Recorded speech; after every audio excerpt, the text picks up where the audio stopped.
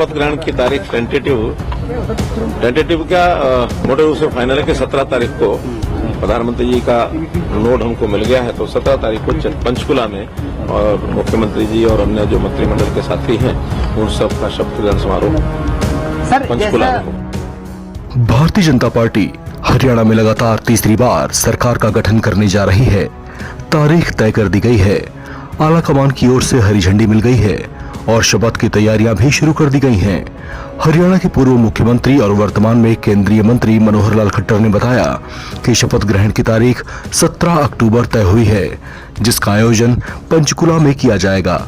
इस कार्यक्रम में प्रधानमंत्री नरेंद्र मोदी समेत केंद्र के कई बड़े चेहरे दिखाई देंगे, जबकि बीजेपी शासित प्रदेशों के मुख्यमंत्री भी शामिल होंगे। शपथ ग्रहण की तारीख टेंटेटिव क्या मोटे रूप से फाइनल है कि 17 तारीख को प्रधानमंत्री जी का नोट हमको मिल गया है, तो 17 तारीख को पंचकुला में और मुख्यमंत्री जी और अन्य जो मंत्रिमंडल के साथी हैं उन सब का शपथ ग्रहण समारोह पंचकुला में होगा। इस तरीके से सर पहले 100 दिन को लेकर आप क्या उम्मीद करेंगे हरियाणा सरकार से, क्योंकि 9.5 वर्ष तक आपने संभाला, और आप कैसे देखते हैं 100 दिन पहले किस तरीके के रहेंगे हरियाणा के लिए, जो संकल्प रखे गए थे भी उसको लेकर के भी किस तरह की उम्मीदें करते हैं? देखिए, सरकार जब भी होती है, जब भी बनती है, तो उस समय ये सारी चीजें मुख्यमंत्री का अपना प्रेरोगेटिव होता है। मुख्यमंत्री अपनी टीम के साथ बैठ करके विचार करते हैं और आगे वो किस प्रकार की योजना बनाएंगे। जनहित में कभी जनता की अपेक्षाएं होती हैं, तो जनता की अपेक्षाओं को पूरा करने के लिए बहुत चीजें ऐसी होती हैं जो पहले चल रही होती हैं, उनको पूर्ण करना, बहुत ऐसे नए संकल्प लिए जाते हैं, संकल्प पत्र भी जारी हुआ है। उसके अनुसार जब भी वो बैठ करके तय करेंगे अपने पहले मंत्रिमंडल की बैठक में, मुझे लगता है जरूर कोई ना कोई विचार वो आपको देंगे, और जो वो देंगे मान के चलना है कि भारतीय जनता पार्टी की परंपरा रही है, जो कहा है सो किया है, और जो किया है वही बताया है। तो इस नाते से जो बताएंगे मुख्यमंत्री जी से बताएंगे। हरियाणा विधानसभा चुनाव बीजेपी के लिए बड़ी चुनौती थी, जिसमें पूर्ण बहुमत हासिल कर उसने विपक्ष को चौंका दिया है।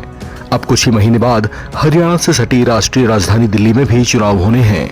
मनोहर लाल ने दावा किया कि हरियाणा में बीजेपी को मिली इस बम्पर जीत का असर दिल्ली चुनाव पर भी पड़ेगा।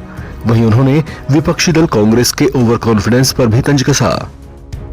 सर, दिल्ली चुनाव पर कितना असर पड़ेगा? 3 महीने बाद दिल्ली में चुनाव है, हरियाणा सटा हुआ है। पड़ना चाहिए, इसका प्रभाव पड़ना चाहिए। कारण यह है कि कोई भी चुनाव अपने आप में एक सोलिटरी इवेंट नहीं होती, उसका जो प्रभाव होता है वो किसी प्रकार का भी परिणाम हो, वो जिस प्रदेश में जिस क्षेत्र में चुनाव वहां तो होता ही है, आसपास भी उसका पड़ता है, देश भर में भी पड़ता है। तो जिस प्रकार से हमारे जो विपक्ष के नेता बड़े नाद होकर मुंह चौपड़ी करके और तैयार बैठे थे कि मैं तो अगला प्रधानमंत्री बनने वाला हूं, वो हवा तो खिस गई। नहीं, देश के विपक्ष के नेता वो प्रधानमंत्री बनने की भी तैयारियां अभी भी लगे हुए थे, तो उनका तो सफाया हो गया उन उम्मीदों का। और हरियाणा की जो जीत है, ये संदेश हरियाणा के लिए तो है ही है, पूरे देश के लिए वो संदेश है कि मोदी जी की नीतियां, मोदी जी का जो काम करने का तरीका है, उपलब्धियां हैं, वो सारे देश में असरकारी हैं, हरियाणा में भी असरकारी हैं। सर, ईवीएम का एक फिक्र फोड़ रही है, कांग्रेस आपस में लड़ रहे हैं, कह रहे हैं उसको जिम्मेदारी लेनी चाहिए, कह रहे हैं उसको जिम्मेदारी लेनी चाहिए। काउंटिंग की मांग की है सर, लेटर वो तो हमारे मुख्यमंत्री जी ने अपनी पिछली प्रेस कॉन्फ्रेंस में कहा ही था कि चुनाव परिणाम के समय जनता देगी जवाब और ये कहेंगे ईवीएम खराब। लेकिन वो अपने नेताओं पे भी प्रश्न उठा रहे हैं। कैप्टन अजय यादव कहते हैं कि कांग्रेस में ओबीसी विभाग एक झुंझुना है, पंजाबी वर्ग, वैश्य वर्ग, इन तमाम चीजों का ध्यान नहीं रखा कांग्रेस ने। कैप्टन उन्होंने अजय यादव ने भूपेंद्र हुड्डा प्रश्न उठाया, शमशेर गोगी ने भूपेंद्र हुड्डा पर प्रश्न उठाया, अब कहीं ना कहीं निशाना भूपेंद्र। ये कोई बहुत नई बात नहीं है, क्योंकि कांग्रेस पार्टी के नेताओं की संस्कृति यही है। वो संस्कृति का उपयोग निरंतर सब करते हैं, कोई इधर का करता है, उधर का करता है, वो लगातार लगे रहते हैं। केवल एक नाम लेने की आवश्यकता नहीं है, सभी नेता इसी प्रकार से एक दूसरे को कटघरे में खड़ा करते हैं, और यही एक सबसे बड़ा कारण है कि जो भारतीय जनता पार्टी की फेवर करता है। सर, सरकार को जिस तरह का मैंडेट मिला है, क्या कैबिनेट का स्वरूप इस बार बदला हुआ नजर आएगा? मुख्यमंत्री का प्रेरोगेटिव है, वो करेगा। सर, सामने लिखा है कि कांग्रेस जो है वो हरियाणा में ओवर कॉन्फिडेंस, इसीलिए नतीजे ऐसे आए। क्या दोबारा से एक बार फूट पड़ती दिखाई दे रही है गठबंधन में? उनका गठबंधन है ही कहाँ? फूट तो सब बड़े ना जब कोई गठबंधन हो।